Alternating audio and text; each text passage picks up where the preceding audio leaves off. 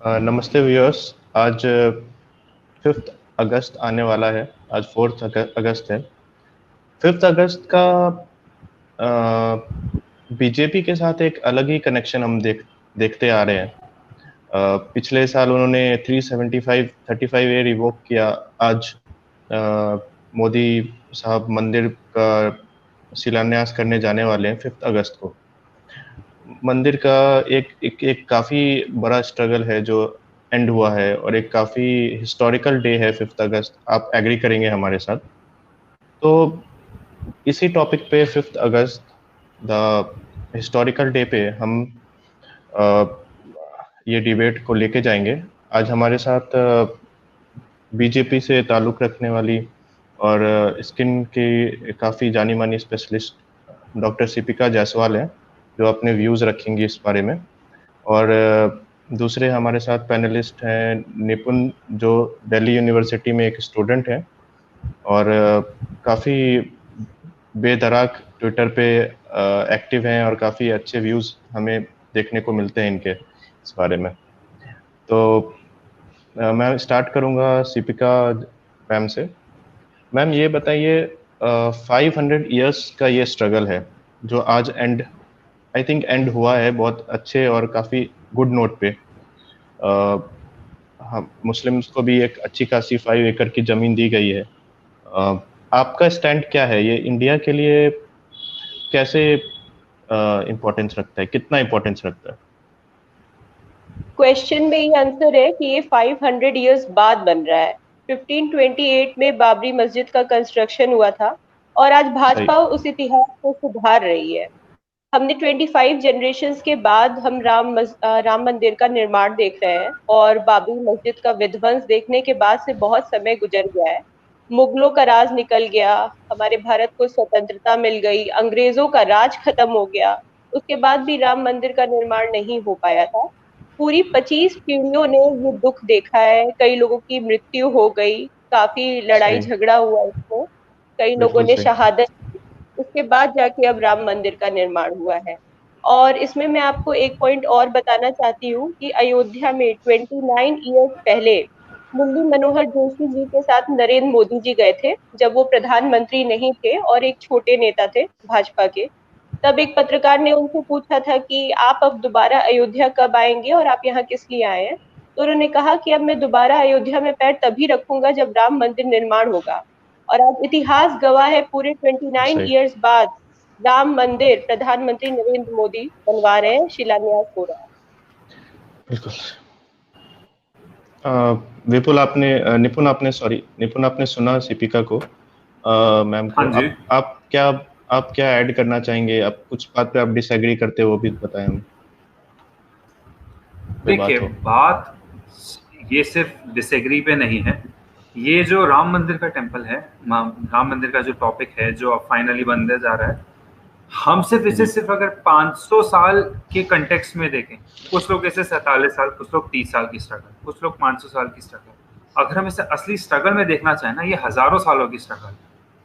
बात दरअसल ऐसी है कि अगर हम इसे सिर्फ एक राम मंदिर के कंटेक्स्ट में देखें जो बाबर ने तोड़वा के वहाँ एक मस्जिद बना दी थी, तो हाँ ठीक है। बात एक सिंपल ऐसी होती है कि बाबर कौन था? एक इन्वेडर था जो हमारे देश में आया, उसने हमारे कल्चर को डिस्ट्रॉय किया और वहाँ पे हमारे जो सदियों पुराना मंदिर था उसे तोड़ के अपनी मस्जिद बना दी। तो बाबरी मस्जिद क्या थी? बाबरी मस्जिद was a symbol of operation. बाहर से एक गुंडा आया, हमारे यहाँ पे अपनी मनमानी चलाई, हमारी किसी चीज को तोड़ के अपनी निशानी छोड़ के चला गया। ना बाबर यहाँ पैदा हुआ, ना बाबर यहाँ मरा। तो बाबरी का सिंबल क्या है? Babri is symbol of operation. Babri हमारे इतिहास पे, हमारे सिविलाइजेशन पे एक धब्बा है, एक स्कार है। हमने फाइनली जाके उसे अब हटा दिया है, उससे डू अवे किया है, और ये एक मॉरल बहुत बड़ी जीत है पूरे हिंदुस्तान, पूरे सिविलाइजेशन के लिए। ये परेशानी बात एक्चुअली ये होती है ना कि आज भी हर कोई इसे हिंदू मुस्लिम के कंटेक्स्ट में देखना चाहता है। कोई ये नहीं समझता कि आज के ज़माने में हिंदुस्तान की हर एक माँ, हर एक घर का बच्चा, हर एक बूढ़ा मोहम्मद घोरी, महमूद गजनी से ज़्यादा जयचंद से नफरत करता है। गद्दार अपने जो है सबसे पहले हम उन्हें हटाना चाहते हैं। तो इसी कंटेक्स्ट की बात में जब करते हैं, फाइनली हम लोगों ने हर इंसान जो सिंबल जो हमारे इंडिक सिविलाइजेशन के अगेंस्ट था, हमने उसे हटा दिया है। तो ये पूरी सिविलाइजेशन की जीत है।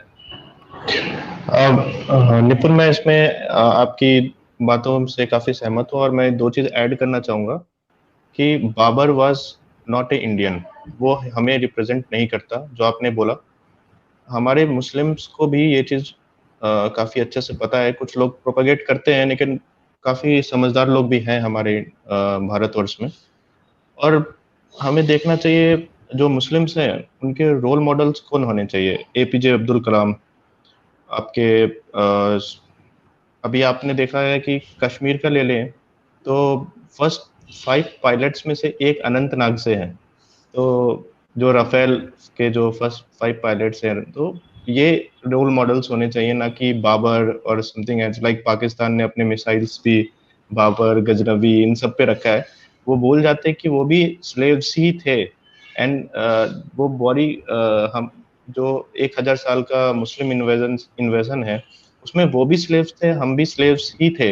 वो उनको उसको ग्लोरीफाई करके, वो खुद की हिस्ट्री को डिस्टॉर्ट करके वो अपनी कंट्री को कहीं पे भी लेके नहीं जा रहे।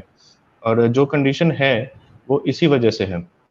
तो मैं फिर से आता हूँ सीपिका मैम के पास। मैम, आप ये बताएं कि कुछ लोग इसे हिंदू और मुस्लिम के टेक्स्ट में देख रहे हैं, कम्युनल टर्न देने की कोशिश कर रहे हैं। ये हिंदू और मुस्लिम के टेक्स्ट में कैसे हुआ जब बाबर वाज नॉट इंडियन और वो हमें रिप्रेजेंट नहीं करता है? वो इन्वेडर था और हमेशा इन्वेडर ही रहेगा। Over to ma'am. हिंदू का इसको प्रोपागेंडा बनाया गया है। राम किसी एक विशेष समुदाय के नहीं है, राम सबके हैं। जब हम किसी से मिलते हैं तो हम उसे जय श्री राम बोलते हैं या राम राम जी बोलते हैं, या फिर नमस्ते उसी का एक स्वरूप है। और जब इंसान की मृत्यु होती है तो भी हम लोग बोलते हैं राम नाम सत्य है। तो राम हर चीज में है, राम कण कण में है। राम बस हिंदुओं के आस्था का केंद्र नहीं है, बल्कि सभी भारतीयों के लिए एक बहुत ही इम्पोर्टेंट पर्सनैलिटी है, जिसे हम कहेंगे। सिर्फ उन्हें भगवान का रूप हिंदू लोग नहीं समझते हैं। तो इसको हिंदू या मुस्लिम एंगल देना ठीक नहीं है। निपुण की वीडियो लगती है गई है, वो हमें फिर से ज्वाइन करेंगे। तब तक मैम हम आपसे इस बारे में जानना चाहेंगे, या आप कुछ कह रही थी, आप ऐड करें। हाँ, मेरा ये बोलना है कि 1990 से राम आंदोलन की शुरुआत हुई। लाल कृष्ण आडवाणी जी ने इस आंदोलन को शुरू किया था और बाद में यह एक जन आंदोलन में तब्दील हो गया। इसके लिए बहुत लोगों का खून बहा है। आखिरकार हमें पूरे राम आंदोलन से 30 साल बाद राम मंदिर देखने को मिल रहा है। तो इसकी बहुत वैल्यू है, बहुत इंपॉर्टेंस है, और इसको हिंदू मुस्लिम का एंगल बिल्कुल भी नहीं देना चाहिए। मैं इसमें मैम आपको ये चीज़ ऐड करूंगा। मैंने काफ़ी रिस्पॉन्सिबल मुस्लिम्स देखे हैं जो श्री राम में काफ़ी बिलीव करते हैं, और हम उनके धर्म में काफ़ी बिलीव करते हैं। हमारे लिए मंदिर या मस्जिद कोई बड़ा इम्पोर्टेंस नहीं है। ये सुप्रीम कोर्ट का डिसीजन था, उसके बाद हमने भी इस पे ये अच्छा एक प्रॉपर केस चला है इस मामले में। बिल्कुल, सुप्रीम कोर्ट ने बहुत सही डिसीजन लिया है, उन्होंने सोच समझ के डिसीजन लिया है। तो हम और आपको इस पे मुद्दा बनाने लायक कुछ रखना ही नहीं चाहिए। पॉइंट ऑफ डिबेट तब होता है। हाँ, इसको मैम मैं पॉलिटिकल वे से चाहता हूँ कि ना देखा जाए, ना कि हमारा भी शो का ये एजेंडा बिल्कुल नहीं है। ये इसको एक जितना गर्व की बात हिंदुओं के लिए है, उतनी ही गर्व की बात मुस्लिम के लिए है, और काफी जैन के लिए, जो भी अपने आप को हिंदुस्तानी कहता है। और हम यही 5 अगस्त को देखेंगे अभी। तो मैं निपुण से, शायद आपने सुना नहीं है क्वेश्चन, शायद आपने सुना होगा, मैं रिपीट कर देता हूँ निपुण, कि कुछ लोग इसको कम्युनल टर्न देने की कोशिश कर रहे हैं, अपने पॉलिटिकल एजेंडा ये सब चमकाने के लिए, जो कि काफी गलत चीज है। आप इसके बारे में क्या ऐड करना चाहेंगे जो सीपिका मैम ने बोला है? आप सुन नहीं पाए होंगे मैम, बट जी देखिए, गो ऑन निपुण। राजनीति को धर्म से शुरू से ही जोड़ा गया है। इसे हम इस हिसाब से ले लें कि डिवाइड एंड रूल जो ब्रिटिश पॉलिसी थी, या 1947 का पार्टीशन, वो भी रिलीजियस बेस पे ही हुआ था। तो नेताओं ने रिलीजन को अपने फायदे के लिए शुरू से यूज किया है। सिमिलरली माइनॉरिटी अपीजमेंट के लिए ये सब जो है शुरू से चलता आया है, अभी भी चलता आएगा। ये सब इतना कॉन्ट्राडिक्टरी है, ये सारे नेता आपस में ही अपने आप को इतने कॉन्ट्राडिक्ट करते हैं कि जिसका कोई अंत नहीं है। एक कॉमन सेंस वाली बात, जो एक सिंपल बात कही जाती है, लोग कहते हैं कि राजीव गांधी ने, जो लेट राजीव गांधी जी हैं, उन्होंने सबसे पहले राम मंदिर का ताला खुलवाया, जिसके लिए हम तो उनका धन्यवाद करते हैं। भाई, हमें अपने राम से मतलब है, चाहे वो कोई भी करे। उन्हीं की पत्नी 20 साल बाद सुप्रीम कोर्ट में एफिडेविट देती हैं कि राम एग्जिस्ट नहीं करते थे। तो तुम किसी के एग्जिस्टेंस को भी कर रहे हो और फिर तुम क्रेडिट भी लेते हो। तो बेसिकली ये कुछ नहीं है, ये सिर्फ और सिर्फ अपने वोट बैंक, अपनी राजनीति चलाने के तरीके हैं और कुछ भी नहीं है। सही है आपका। किसी भी टॉपिक को जो एक नेशनल इंटरेस्ट का टॉपिक है उसको पॉलिटिकल मुद्दा बनाना दोनों ही पार्टीज के लिए गलत है, अगर कोई भी कर रहा है तो इससे कम्युनल जो फीलिंग है वो भी बढ़ती है और एक सेंटिमेंट है लोगों का राम के साथ, वो हर्ट होता है, काफी हर्ट होता है। 85% पॉपुलेशन यहाँ हिंदूज की है और मुस्लिम्स भी अपने राम को मानते हैं। तो इसमें से देखा जाए तो इवन जो हमारे सिख्स हैं वो भी काफी सेंसिटिव हैं राम को टॉपिक को लेकर। तो हमें सेंटिमेंट्स को हर्ट नहीं करना चाहिए, giving it A political colour. हाँ, आप कुछ बोल रहे थे? देखिए, बात दरअसल ये है ना कि मैं किसी भी धर्म का होके किसी भी देश में जाके बस सकता हूँ, मेरी तरह और लोग भी बस सकते हैं। हो सकता है एक देश में पहले एक ही धर्म के लोग रहते हैं और वहाँ पे 50 धर्म के अलग अलग लोग रहने लगे, उसमें कोई बात नहीं है। मगर उस देश का वो जो लैंड है, जो वो कल्चर है, जो पीस का जो एरिया है, उसका कल्चर सेम रहेगा। अब हम इस जमाने में जाके बस सकते हैं, बट जो पूर्वज थे, जो वहाँ की हिस्ट्री थी, वो हमेशा रहेगी, उसको हम चेंज नहीं कर सकते। तो उसको कम्युनलाइज करके अपने एजेंडा में लाना वो बहुत ही गलत चीज हो जाती है। बात एक सिंपल है, इसे एक्सेप्ट करना चाहिए और आगे बढ़ना चाहिए। बिल्कुल सही। मैं तो हम जो भी ये जो इसको कम्युनल या पॉलिटिकल टर्न देना चाहते हैं और बाबर को एज ए इन्वेडर ग्लोरीफाई करते हैं, उनको बस मैं ये कहना चाहूँगा कि आप वीर अब्दुल हमीद को ग्लोरीफाई करें। वो आपको रिप्रेजेंट करते हैं, जिन्होंने कारगिल में अपने अकेले बल पे पैटर्न टैंक्स उड़ा दिए थे पाकिस्तानी सेना के। तो आप उनको ग्लोरीफाई करें, इंडिया के लिए भी अच्छा होगा। और बाबर जैसे लोग इन्वेडर्स हैं और इन्वेडर्स ही रहेंगे। तो मैं फिर से सीपिका मैम के पास जाना चाहूँगा कि फैक्ट्स को काफ़ी डिस्टॉर्ट किया गया है मैम। इसमें आपने देखा होगा काफ़ी लेफ्टिस्ट की तरफ से भी आवाज़ें आई और जो राइट विंग है वो भी, दोनों की व्यूज़ अपोजिट ही देखा जाएगा। काफ़ी पॉलिटिकल पार्टीज हैं, उन्होंने भी अभी ओवैसी साहब का एक स्टेटमेंट आया था कि वो अपने बच्चों को बताएंगे कि कभी वहाँ मस्जिद हुआ करती थी। तो ये कहाँ तक आप इसको जायज़ समझती हैं? और दोनों ही विंग्स, और जैसे राइट विंग है उनका है कि वो कल्चर के एपिसेंटर मानती हैं राम को। इवन मैंने आप पाकिस्तानी ऑथर हैं एक तारिक फतेह, उनको बोलते हुए सुना है कि हिंदुस्तान एक एपी कल्चर है कल्चर का, हिंदुस्तान है तो कल्चर है। तो आप इस बारे में दोनों ही व्यूज को किस तरीके से देखती हैं और कितना सही मानती हैं और कैसे कंपेयर करेंगे आप दोनों को? देखिए, ये लेफ्ट विंग और कांग्रेस का एजेंडा रहा है कि हम माइनॉरिटी अपीजमेंट करें या ऐसा काम करें जो हिंदू मेजॉरिटी के अगेंस्ट जाए, जिसे भाजपा उठाए और कांग्रेस ना उठाए, उसके थ्रू उनका वोट बैंक बने।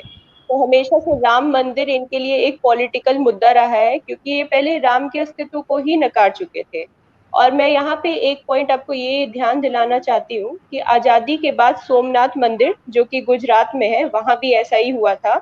ये सेकेंड टाइम है जब कोई हिंदू मंदिर जो है हमारे यहाँ भारत में शिलान्यास हो रहा है, जिसको एक पॉलिटिकल लीडर ओपन कर रहे हैं। क्योंकि सोमनाथ मंदिर में तब जो वहाँ के राष्ट्रपति थे, उस वक्त डॉक्टर राजेंद्र जब राष्ट्रपति थे, तब उन्होंने उसका शिलान्यास किया था। तो ये सेकेंड टाइम है जब अयोध्या में इस तरीके का आयोजन हो रहा है। तो जब तब प्रॉब्लम नहीं था, तब आजाद इंडिया को प्रॉब्लम नहीं था, स्वतंत्र भारत था, तो अब क्या समस्या हो रही है? अब तो ये जश्न की बात होनी चाहिए कि 1990 के बाद 30 साल गुजर गया जन आंदोलन से, राम आंदोलन से, और हमें राम मंदिर देखने को मिल रहा है। ये तो हम सभी के लिए खुशी की बात होनी चाहिए, चाहे वो हिंदू हो, मुस्लिम हो, सिख हो, पारसी हो, जैन हो, चाहे कोई भी संप्रदाय से ताल्लुकात रखता हो। Thank you ma'am. मैं निपुण के पास जाने से पहले आप इसमें एक हिंदू मुस्लिम का जो ऐड किया है उसके बारे में मैं अपने एक व्यूज़ बता दूं। हिंदू और मुस्लिम दो कौमें ज़रूर होंगी, लेकिन जब उनका एक लक्ष्य एक होता है तो वो हमेशा से एक दूसरे को सपोर्ट करते हुए आए हुए हैं। अब मैं आपको एंशियंट टाइम से लेके चला जाऊं तो जो हल्दी घाटी की जो युद्ध हुआ था उसमें महाराणा प्रताप के सेना में भी जो कमांडर थे वो पठान थे और इस्लाम से ताल्लुक़ रखते थे, और जो अकबर के कमांडर इन चीफ थे वो एक राजपूत थे। तो अभी हमारी जो आज़ादी के लिए जो हमने जंग लड़ी है उसमें हिंदू ने भी उतनी खून बहाई है जितने मुसलमानों ने बहाई है, जितने सिख्स ने बहाई है। तो हमें इसको भी इसी आधार पे देखना चाहिए कि राम जो है उनके सेंटिमेंट्स हमारे सारे माइनॉरिटीज और मेजॉरिटीज सबके साथ जुड़े हुए हैं। इसको जितना कम पॉलिटिकली यूज करे उतना ज़्यादा है, क्योंकि कोई भी किसी भी एक रिलीजियस सेंटिमेंट हर्ट ना हो किसी का। तो विपुल, मैं सेम क्वेश्चन आपसे पूछूंगा कि ये जो दोनों ही लेफ्ट विंग और राइट विंग को आप किस हद तक सही मानते हैं और किस हद तक आप उनको डिसएग्री करेंगे उनसे? देखिए, सबसे पहले तो ओवैसी साहब को एक मैं एक एडवाइस देना चाहता हूँ या चैलेंज मान लीजिए कि अगर वो ये बोल रहे हैं कि वो आने वाले अपने सारे बच्चों को, पीढ़ियों को ये बताएंगे कि पहले वहाँ मस्जिद थी, मस्जिद को तोड़ के मंदिर बनाया गया, तो क्यों ना वो पूरा इतिहास बताएं ना कि वहाँ पे पहले मंदिर था, बाबर ने तोड़ा, उसके बाद अब फिर तोड़ा गया। अगर उनमें दम नहीं है कि वो पूरा सच नहीं बता सकते तो वो सिर्फ राजनीति कर रहे हैं और वो कुछ भी नहीं कर रहे। सबसे पहली बात तो ये आ जाती है। दूसरी बात, उस बैटल में काफी हिंदू मरे थे। रामलला की जो ये बैटल की जो आप बात कर रहे हैं उसमें काफी खून बहाया गया था उनको बचाने के लिए। और क्या, तो यही सारी बातें आ जाती हैं। अब जैसी बात आती है हम लेफ्टिस्ट की करते हैं, तो लेफ्टिस्ट को ना एक प्रॉब्लम होती है, वो हर जगह के इंडिक कल्चर से बड़े परेशान हो जाते हैं और उसको डिस्ट्रॉय करने के लिए वो अपने आप को कॉन्ट्रडिक्ट कर देते हैं। जैसे सबसे ज्यादा आज जो है लेफ्टिस्ट जो है वो इस्लाम को सपोर्ट करते हैं। अगर आज कार्ल मार्क्स जिंदा होता तो वो फिर से मर जाता। लेफ्टिस्ट कब से इस्लाम को या किसी भी धर्म को सपोर्ट करने लग गए, बट वो करते हैं। सबसे बड़ी बात, गुप्ता एज जिसे हम बोलते हैं ना, जैसे गोल्डन एज कहते हैं, तो लेफ्टिस्ट उसे गोल्डन एज नहीं मानते। क्यों नहीं मानते? क्योंकि वो कहते हैं कि उस टाइम जो है सोसाइटी जो है फ्यूडलिस्टिक स्ट्रक्चर थी। अगर ऐसा है तो मैं एक ही सवाल पूछता हूँ इनसे, हिंदुस्तान के इतिहास में सबसे ज्यादा जागीर और मनसब जो फ्यूडलिस्टिक स्ट्रक्चर है वो औरंगजेब के टाइम पे था, तो क्यों गुप्ता एज को गालियां देते, क्यों औरंगजेब को गालियां नहीं देते? ऐसे लोगों के लिए ना मैंने एक नई टर्म बनाई है, इस्लामिक बॉल्शेविक्स। ये कम्युनिज्म और इस्लाम को मिला के ना घर दो, मतलब वही जो ना इधर के रहते हैं ना उधर के, बीच के चलते रहते हैं और अपनी बस रोटी चलती रहती है इनकी, और इन्हें कुछ काम नहीं है। इनसे सवाल पूछो तो ये खुद को इतना कॉन्ट्रडिक्ट करेंगे कि आप उन पे पूरी किताब लिख सकते हैं। मैं एक पॉइंट बोलना चाहती हूँ निपुण जी के बात में, जैसे उन्होंने मुगल एरा के लिए बताया, बहुत सही बताया। अब उसी मुगल एरा को आप इक्विवेलेंट कर लीजिए कांग्रेस के, जो पहले कभी अपनी छाती पीटते हैं कि अरे राम एग्जिस्ट नहीं करते, और उसके बाद बोलते हैं नहीं मुहूर्त गलत निकला है, फिर वो कहते हैं चलिए हम भी राम का पाठ करेंगे। तो ये अपने आप में बहुत बड़ा सटायर है। मैम, ये इंडिया है। अकबर ने काफी टाइम तक इंडिया पे राज इसलिए किया क्योंकि वो हिंदू और मुस्लिम को साथ लेके चला, और बिना उसके कोई भी पॉलिटिकल पार्टी आगे नहीं बढ़ पाएगी। आप सेंटिमेंट्स हर्ट करेंगे, फिर आप चुनाव हारेंगे, जो हो रहा है। बीजेपी पावर में आई एंड काफ़ी मेजॉरिटी के साथ पावर में आई, और उन्होंने पहले ही अपनी एजेंडा को बता दिया था कि वो राम मंदिर बनाएंगे, 370 हटाएंगे। ये कोई नई बात नहीं है जिस पे ओवर रिएक्ट किया जा सके। जब पॉलिटिकल एजेंडा में वो है, फिर तो आप कैसे फिर बोलेंगे कि अचानक से कर दिया या फिर वो हो गया। तो मैम, जहाँ तक ओवैसी साहब की बातें, हम काफ़ी रिस्पेक्ट करते हैं उनको। पाकिस्तान में उनसे जब हिंदुस्तान के माइनॉरिटीज़ के लिए पूछा गया था, तो उन्होंने काफ़ी अच्छे से उनको अपनी रियलिटी बताई थी कि पाकिस्तान के माइनॉरिटीज़ की क्या हाल है, पहले वो देखा जाए, तो फिर हिंदुस्तान के माइनॉरिटीज़ पे आप बात करें तो बनता है। आपने देखा होगा कि, और थोड़ा-सा मैं यहाँ हिंदुस्तान और पाकिस्तान को कंपेयर कर दूँ, जहाँ पे आपने देखा होगा कि इस्लामाबाद में एक मंदिर बनने जा रहा था और उसकी नींव को तोड़ दी गई, और काफ़ी हेट्रेट वाले वीडियोस सामने आए जो आवाम की तरफ से था। इमरान खान की गवर्नमेंट ने जैसे ही ऐलान किया कि वो फंड अलॉट करने वाले हैं, तो जो उनके एक्सट्रीमिस्ट हैं वो किस तरीके से मंदिर को तोड़ा उन्होंने। तो ये चीज़ तो ये चीज़ जो है देखना चाहिए कि कहाँ पे माइनॉरिटीज़ के रूल्स को अगर कोई चैलेंज कर रहा है। मैं इसलिए बोल रहा हूँ कि पाकिस्तान में बाबरी मस्जिद को लेके काफ़ी डिबेट्स और काफ़ी हलचली मची रहती है। वो चाहते हैं कि यहाँ के जो यहाँ पे जो मुस्लिम्स हैं उनको एक एक्सट्रीमिज्म की तरफ धकेला जाए। तो इसलिए मैं दोनों को कंपेयर कर रहा हूँ कि जब आपके यहाँ जिनके खुद के घर शीशे के हों, उनको दूसरों के घरों पे पत्थर ना ही मारे तो बेहतर होता है वो एक। तो मैं फिर ये देखा जाए तो उन्होंने कितने सिख कन्वर्शन करे हैं। अभी एक गुरुद्वारे को मस्जिद में कन्वर्ट करने का उन्होंने एक सुनने में आ रहा है कि वो करने वाले हैं। तो ना तो वहाँ पे सिक्स अपने माइनॉरिटीज जिनसे नहीं संभलते, वो हिंदुस्तान के माइनॉरिटीज के बारे में ना ही बोले तो अच्छा है। मैं चाहता हूँ निपुण के सामने कि काफ़ी स्टेटमेंट्स आए कि हमें मंदिर नहीं चाहिए, हमें मस्जिद नहीं चाहिए, हमें हॉस्पिटल्स चाहिए। निपुण, हम आपसे जानना चाहेंगे वाई मंदिर, क्यों मंदिर क्यों चाहिए, क्यों ज़रूरी है मंदिर? और ये स्टेटमेंट्स को आप कैसे देखते हैं कि इन स्टेटमेंट्स को आप कैसे देखते हैं कि मंदिर नहीं है, हॉस्पिटल्स बनाने चाहिए, जबकि दोनों अलग चीजें। हॉस्पिटल्स भी चाहिए और मंदिर भी चाहिए। क्यों नहीं चाहिए? मंदिर बनेगा, क्यों नहीं बनना चाहिए? मस्जिद भी बननी चाहिए। सबसे बात, हम मस्जिद के बनने को भी ऐसे ही सपोर्ट करेंगे जो 5 एकड़ की जमीन दी गई है, जैसे हम मंदिर बनने को सपोर्ट कर रहे हैं। देखिए, बात दरअसल ऐसी है ना कि ये वो लोग होते हैं जो प्रॉपर्टी के लिए अपने घर में लड़ते हैं सबसे ज्यादा। कोई इनसे बोले कि अगर एक प्रॉपर्टी के लिए आपके और आपके भाई के बीच में लड़ाई है तो वो प्रॉपर्टी क्यों लड़ रहे हो? वहां पे एक टेम्पल बना दो, या वहां पे क्लिनिक खोल दीजिए, या वहां पे एक छोटा सा स्कूल खोल दीजिए।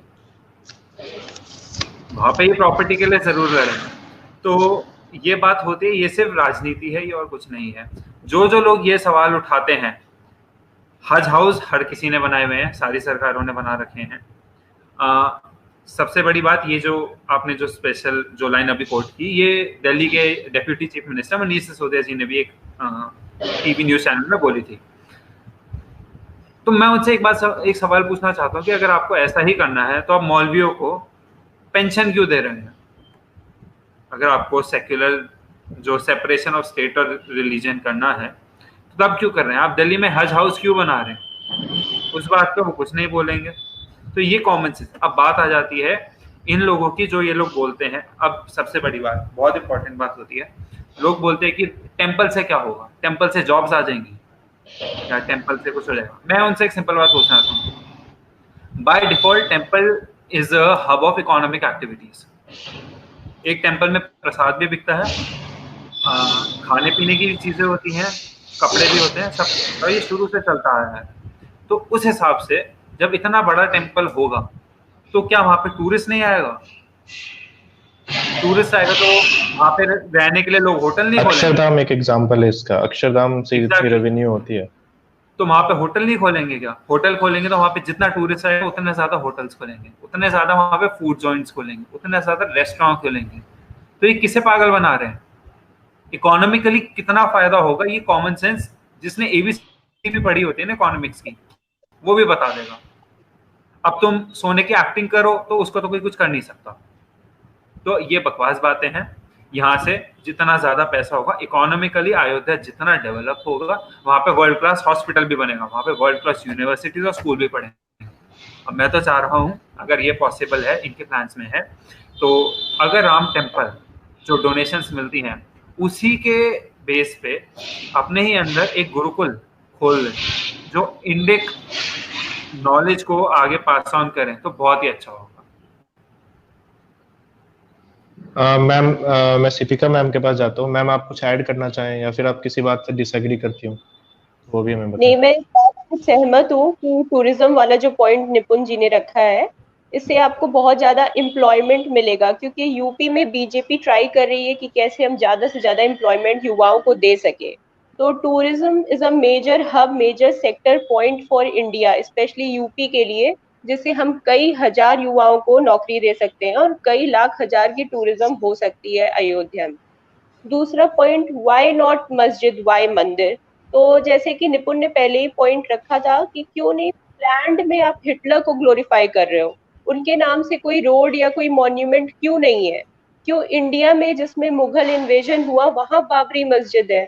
ठीक है, ये पॉइंट हमें खुद ध्यान देना होगा कि जो चीज बाहर विदेशों में नहीं हो रही है, हम वहां भारत में हो रहा है, उसके लिए हम लोग रो रहे हैं। क्यों रो रहे हैं? लोगों को दिमाग खोल के ये सब चीज सोचनी पड़ेगी।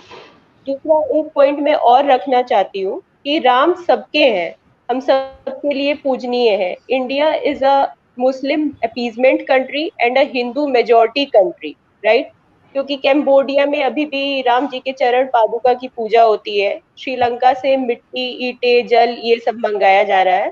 म्यांमार और मलेशिया में कई स्थानों के नाम राम जी पे हैं, और इवन जो मुस्लिम लोग हैं उनके सरनेम राम होते हैं।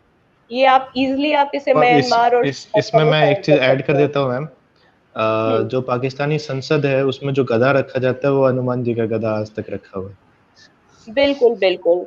और यहाँ और प्रॉब्लम ये इंडिया है इंडिया कि की सबसे बड़ी सिविलाइजेशन, इंडस वैली जी, सिविलाइजेशन, हड़प्पा वो तो कल्चर हमने सर आज पाकिस्तान को सिंध दे दी। में है, बिल्कुल। पाकिस्तान में है। हाँ, हमारे पास हम वो सबसे एक एंशियंट सिविलाइजेशन मानी जाती है, हड़प्पा सिविलाइजेशन जो है। अभी 2 दिन पहले मैं पढ़ रही थी कि म्यांमार में रामलीला का कमेटी बनाया जा रहा है, उसका पार्ट होने वाला है। तो जो चीज म्यांमार और मलेशिया जैसे देश में हो रही है वो यहाँ भारत में हो रही है, तो कांग्रेसी और लेफ्ट विंगर्स रो रहे हैं। ऐसा क्यों हो रहा है? और जब हम में से कोई भी कॉमन पब्लिक कुछ भी लिखती है राम मंदिर के बारे में, या कश्मीर, या आर्टिकल 370, या कुछ भी XYZ जो इंडिया के लिए अच्छा होता है, तो हम लोगों को सैफरन टेररिस्ट लेबल कर दिया जाता है। बल्कि कांग्रेस और लेफ्ट विंग का हमेशा ये एजेंडा रहा है कि बीजेपी के विरुद्ध काम करो तो उससे हमारा वोट बैंक टाइट होगा, जबकि ऐसा है नहीं। पब्लिक है ये सब समझती है। आपने देखा होगा कि जो बाहर के इन्वेडर्स हैं, औरंगजेब हो गया, बाबर हो गया, ये सब हो गया, इनको ना ग्लोरीफाई करके जब भी कोई कौम अपने अपने ही लीडर्स को ग्लोरीफाई किया जिन्होंने देश के लिए कंट्रीब्यूट किया है, तो उस कौम की फिर हिस्ट्री ही अलग हो जाती है और वो काफ़ी सक्सेसफुल एक कौम बन जाती है। तो हम यही चाहेंगे कि हमारे मुस्लिम भाई जो हैं वो भी सच्चाई को, जो काफ़ी लोग समझते हैं और जो थोड़े नहीं समझ रहे, उनको भी ये रिक्वेस्ट है हमारी तरफ से कि वो समझें और अपने आप पे हिंदुस्तानी होने पर गर्व करें, क्योंकि 1947 में ही उनके फोरफादर्स ने ये डिसाइड कर लिया था कि वो हिंदुस्तानी ही रहेंगे और यहीं पे उनकी कब्रगाह बनाई जाएगी। मैं चाहूँगा कि आप दोनों अपने क्लोजिंग कमेंट्स के साथ 2-2 मिनट का निपुण से स्टार्ट करता हूँ। क्लोजिंग कमेंट्स देते हैं मंदिर को लेकर और ये जो हेट्रेट फैलाया जा रहा है उसके लेकर।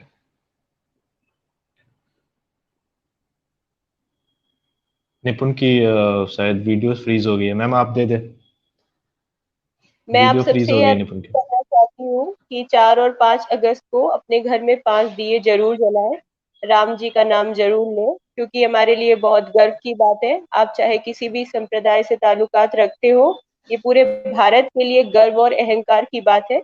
इसलिए मेरी ये अपील आप लोग जरूर ध्यान में रखें। और हम सब हिंदू मुस्लिम से भी ऊपर उठ के पहले एक भारतीय हैं। और मुझे लगता है कि आज डिबेट में जो कोई भी पॉइंट्स हमने रखा है वो सब आप लोग ध्यान से समझेंगे। धन्यवाद। निपुण की वीडियो चली गई है, कोई बात नहीं, ऑलमोस्ट हम एंडिंग पे ही हैं। मैं भी जाते जाते विपुन निपुण नहीं दे पाए तो मैं अपना क्लोजिंग कमेंट्स दे देता हूँ। जाते जाते बस मैं यही कहना चाहूंगा कि जितना प्राइड हमें हिंदुओं ने भारत के लिए काम करके पहुंचाया है, उससे थोड़ा सा भी कम प्राइड मुसलमानों ने या सिख्स ने नहीं पहुंचाया है। वो इक्वली हिंदुस्तान को रिप्रेजेंट करते हैं और काफी हाई पोजीशंस पे यहाँ पे मुस्लिम्स हैं। आपने देखा होगा यूएन में अकबरुद्दीन साहब कैसे बेबाक होकर हिंदुस्तान की आवाज रखते हैं।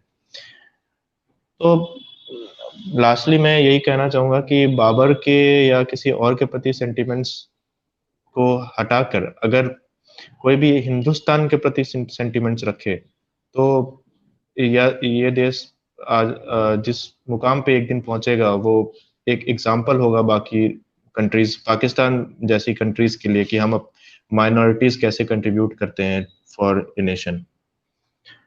तो बिल्कुल हमें एपीजे अब्दुल कलाम को ग्लोरीफाई करना चाहिए, ना कि बाबर को। मेरा भी यही कहना है। निपुण आ गए मैम, मैं निपुण से क्लोजिंग कमेंट्स ले लूं, फिर हम इसको एंडिंग की तरफ ले जाएंगे। देखिए निपुण, हम क्लोजिंग कमेंट्स की तरफ जा रहे हैं। हाँ जी। हमने मैम ने दे दिया, प्लीज आप 2 मिनट का क्लोजिंग कमेंट्स दे दें मंदिर के हवाले से, जो हेट्रेड फैल रहा है उसके हवाले से, और कैसे बाबर को ना ग्लोरीफाई करके हम अगर अपने देश के मुसलमानों या फिर देश के मुसलमानों या हिंदूज जिन्होंने बहुत अच्छा काम करा है देश के लिए, उनको ग्लोरीफाई करें तो हिंदुस्तान के लिए बेहतर होगा और एक एग्जाम्पल सेट होगा। देखिए, इसको एक्सप्लेन करने के लिए ना मैं एक एग्जांपल देना चाहता हूँ। एक सिंपल सी चीज है, अंग्रेजों ने हम पे 250 साल हुकूमत की, मगर क्या आज हम ब्रिटेन से चिढ़ते हैं या नहीं? हमारे उनके डिप्लोमेटिक रिलेशंस काफी अच्छे हैं। ब्रिटेन हमें यूएनएससी में सपोर्ट भी करता है। मगर अब क्या अगर आज के ब्रिटेन या ब्रिटिश के जो लोग हैं, अगर वो फिर से वही कॉलोनियल लैंग्वेज बोलने लगे जो अब से 250-300 साल पहले बोलते थे, तो क्या हम उनसे रिलेशंस रखेंगे? बिल्कुल नहीं। तो बाबर की बात यही हो जाती है। बाबर एक इन्वेडर था जिसने यहाँ आया, लोगों को मारा, कल्चर खराब किया यहाँ का, रेप किए, और उसको कोई डिनाई नहीं कर सकता। तो ऐसे इंसान को अगर आप लोग अपना रोल मॉडल मान रहे हैं, तो नेचुरली जिन कम्युनिटीज पे बाबर ने अत्याचार किया, वो कम्युनिटीज चुप नहीं रहेंगी। उन कम्युनिटीज के जख्म फिर से गहरे होंगे। तो ये कॉमन सेंस वाली चीज है कि आप किन लोगों को अपना रोल मॉडल मान रहे हैं, ये बहुत बड़ी चीज होती है। तो जैसे आपने काफी लोगों का नाम मेंशन किया, उनका अगर कोई रोल मॉडल मानता है तो आज के जमाने में कोई भी बोल दे कि डॉक्टर एपीजे अब्दुल कलाम मेरे रोल मॉडल हैं, क्या कोई किसी को भी उससे परेशानी होगी? बिल्कुल नहीं होगी। तो ये एक डिफरेंस है, कॉमन सेंस है, सबको समझना चाहिए। जी, तो इसी के साथ हम ये डिबेट एंड करते हैं। होप हमारे व्यूअर्स को काफी सिंप्लीफाइड वे में समझ में आया होगा कि एक्चुअली राम मंदिर का मसला है क्या, क्यों मंदिर चाहिए, और क्यों इसे एक कम्युनल हेटरेट और एक पॉलिटिकल हेटरेट के ऊपर सोचनी चाहिए इन सारे व्यूज को, और कैसे हम सिर्फ हिंदूज की सेंटिमेंट्स की रक्षा नहीं कर रहे हैं, हम यहाँ पूरे हिंदुस्तान की सेंटिमेंट्स की रक्षा कर रहे हैं। इसी के साथ मैं इसको एंड करूंगा। थैंक यू, आप लोगों ने ज्वाइन किया। हम अगला डिबेट भी आप लोगों के साथ करना चाहेंगे, अगर आप टाइम निकाल पाए तो टॉपिक हम सेलेक्ट करके आपको बता देंगे। Thank you for joining. Thank you.